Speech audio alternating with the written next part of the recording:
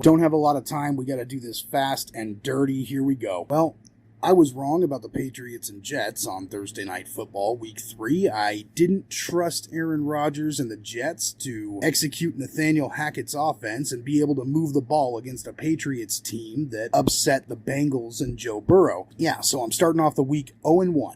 We move on to the Giants and Browns. Both of these teams have underperformed thus far through 2 games, but the difference is that one of these teams is a good football team, so I've got to take the Browns at home. Looking at the Bears and Colts, the Colts really need a win here. The Bears' defense has been underwhelming, I think, and so has their offense.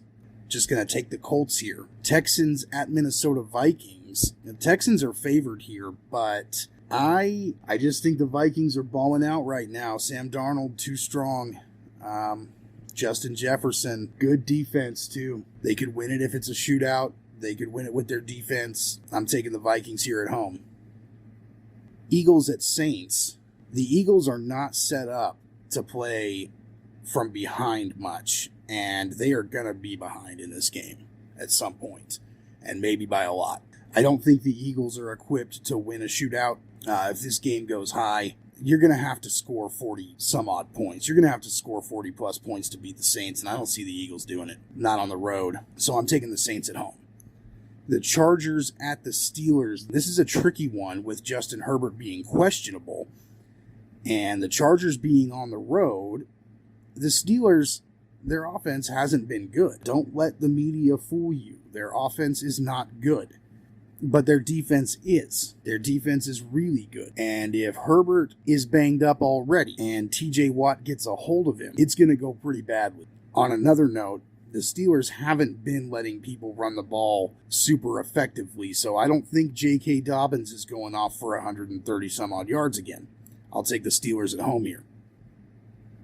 The Broncos and Buccaneers, this Denver Broncos team, traveling to Tampa Bay, there's nothing to see here. This game is going to be an absolute annihilation. They are going to really put a hurt on Bo Nix. Buccaneers at home all day. With the Packers at Titans, I'm not feeling super great about this pick, but I'm going with the Titans because they have surrendered the fewest yards on the ground in the league, and without Jordan Love, the Packers are going to need to move the ball on the ground. That's how they have to. Their offense runs through Josh Jacobs right now, and that's primarily how they're going to move the football. Now, I don't know how the Titans are going to score points. I just don't think they're going to have to score very many to win this game, and I think they're going to get their first win at home, so I'm going Titans at home. Carolina Panthers on the road at the Raiders. Even with Andy Dalton starting at quarterback, I don't like the Panthers' chances against this defense that just upset Lamar Jackson and Derrick Henry. So Raiders at home all day. Got the Dolphins at the Seahawks. Seahawks have a surprisingly stout defense, and the Dolphins without Tua, I'm going to go ahead and say no Tua, no touchdown. I can't take the Dolphins here. I'm taking the Seahawks at home.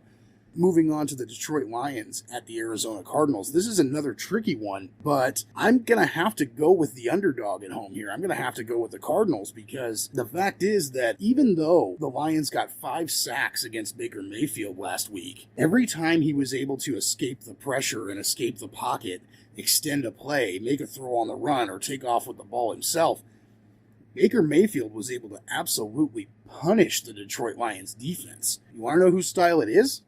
Kyler fucking Murray. This Cardinals team has got the tools and is set up to punish blitzes and pressure. And they're also set up to win shootouts. And they're going to score points. I'm taking the Cardinals at home. And we've got the Ravens at the Cowboys. This is another tricky one. Both of these teams really need a win. Both of these teams need a get-right game. Both of these teams have underperformed. You can argue that the Ravens have underperformed to a greater extent than the Cowboys have. The Ravens have given up a lot of yards in the air. Dak Prescott can throw the ball, and he's got receivers that can catch the ball. And the Ravens are not built to play from behind. So if the Cowboys take a lead in this game, especially early, and especially by more than one score, I don't think they're going to have a tough time. So I'm taking the Cowboys here to get right at Jerry World. Now we've got the 49ers visiting the Rams, and I really don't want to pick the 49ers here. Everybody on their offense is hurt, it seems like. You've got Debo is out now, got McCaffrey out, Ayuk is playing poorly, and now they're not going to have George Kittle. So everybody on the 49ers offense is hurt, but then again, you look at the Rams, and it's almost like everybody on the Rams offense is hurt too. So who's got the better defense? And that is definitely the 49ers at this point. I'm taking the 49ers on the road here. Sunday night game, Chiefs at Falcons. Got to take the Chiefs here. I just don't trust the Falcons to put up enough points on this Kansas City defense or to be able to mitigate Kansas City's offense. So nothing to see there, taking the Chiefs on the road. Monday night doubleheader, Bills at home against the Jaguars, who are 0-7 in Trevor Lawrence's last 7 starts. You just take the Bills here. Nothing to see. And then Commanders at Bengals. Got to go with the Bengals here. They need a win, and Commanders are not on the same level yet. So there are my picks for week 3. After going 11-5 in week 1, I went 7-9 in week 2. So far in week 3, I'm 0-1. So I haven't picked a Thursday night game correctly yet. Thanks for watching. Get down in the comments and put your picks down there.